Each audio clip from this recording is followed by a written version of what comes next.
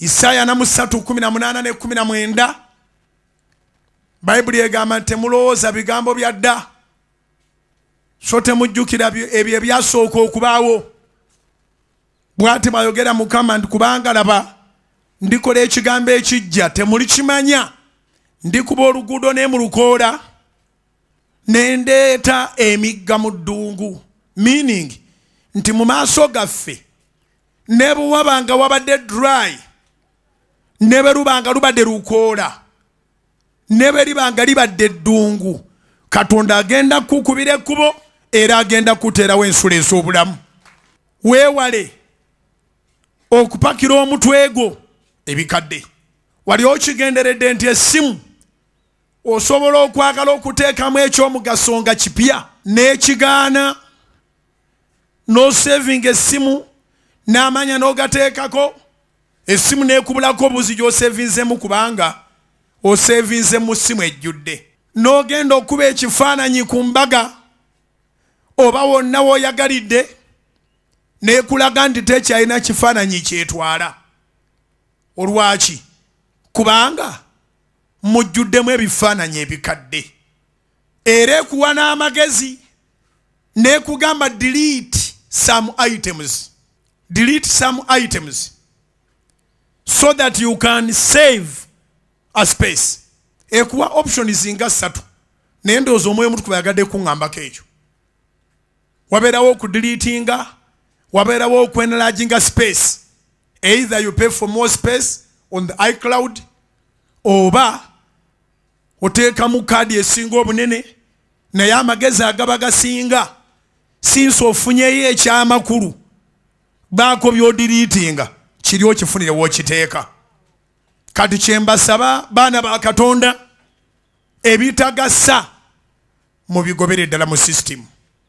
Kambabulireyo n'ekirala nga kiri fane.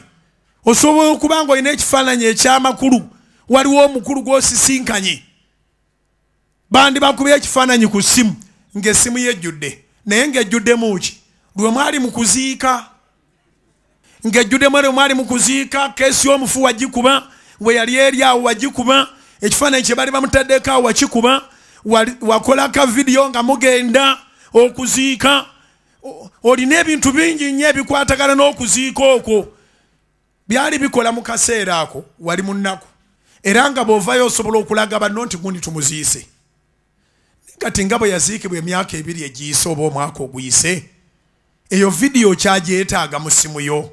Tolaba nti osobola okulemererwa okubaako vidiyo egasa gy'oteekamu ng'egamba ssimu ejjudde naye nga mulimu kuziika kwa mugenzi. Mu ŋŋombo ennyingi ezitambudde emyaka gye tukubye amabega mwe mwali eŋŋombo yali egamba nti ba ex bange bonna baafa. Wangi mu ŋŋombo ennyingi ezibaddewo mu myaka gye tuyiseemu mwe mwali eŋŋombo egamba nti ba ex bange bonna baafa. Kyali kigambo ky'amagezi kubanga togenda ku maintaininga bufumbo bupya ng'okyali in touch ne ba ex bo. You can't have a stable relationship when you are still communicating with your ex. Facebook yereeta ba ex, WhatsApp yereeta ba ex, text message yereeta ba ex. Ono agenda okulaba gw'oli naye nga tali comfortable. Basebo ne bannyabo okwagala kuwooma naye tekulivaasingibwa. It is easy to trust you, but when you lose your trust you can't regain it. So oli bw'akwesiga lwananga nnyo osigale ng'oli mwesigwa ate obwesigwa oteekwa okubaako kye wejjako. Mu bwesigwa wateekwa okubawo kye wejjako. You cannot tell your spouse that you are faithful when you are communicating with your ex. Okitegedde. Era abakyala abafumbirwa nga baali baazaalako naye nga ne be baazaalamu bakyali balamu nga bandyagadde okumanya ebikwatagana n'abaana, omukyala omutegeevu afuna gwakukwasa mu famire gw'oyogera naye. Kenkiddemu nabaga nti enjiri ya leero ejja kubaamu okubuulirira. Omukyala bw'afumbirwa nga yali yazaalako, omwana ne bw'aba ali accepted wa taata w'oyo oli amuzaala ng'akyali mulamu talina lukusa kukubira mukyala w'ono eyamuwasa. Mu famire mubaamu omuntu gwe babuuza byonna ebikwatagana n'ebyomwana. Ebyo nno byonna bikyali ku Isaaya 3:18-19. Omwaka ogwayita ne guli egyo emyaka bagiyita X. Waliko mu relationship najo ne bigaana. Ebyasoboka byasoboka, ebyagaana byagaana. Gisimule mangu nnyo mu mutwe gwo. Bala nti emyaka egyo egyasooka gigwa mu kategole y'aba ex bange bonna baafa. Kyogenda okusuubula ku luno ekyo kigenda kufuna tokigattagatta na bya myaka mikadde. Kyogenda okutandika okukola ku luno ekyo kigenda kufuna tokigattagatta na bya myaka mikadde. Olugendo lwatambulako e China si lwe luno lwogenda okutambula. Luno lwogenda okutambula lupya era lugenda beera lwa njawulo. Ennyumba gye wazimbako myaka giri n'egaana si ze zino engalo z'ogenda okwatisaako kati.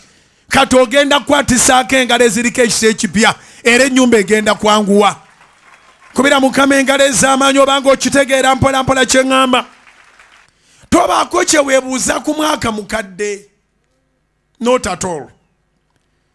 Ofaanagana ng'omuntu alina munne bali mu mukwano gutambula bulungi ne waliwo akabadde keesibye katono nnyo n'agamba kankubire ex wange amanyi bulungi IT.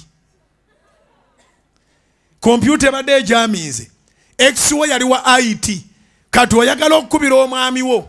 Amino oyagala okwogera n'omwami wo nti okubire X ajja afikisinga kompyuta. You are inviting a virus.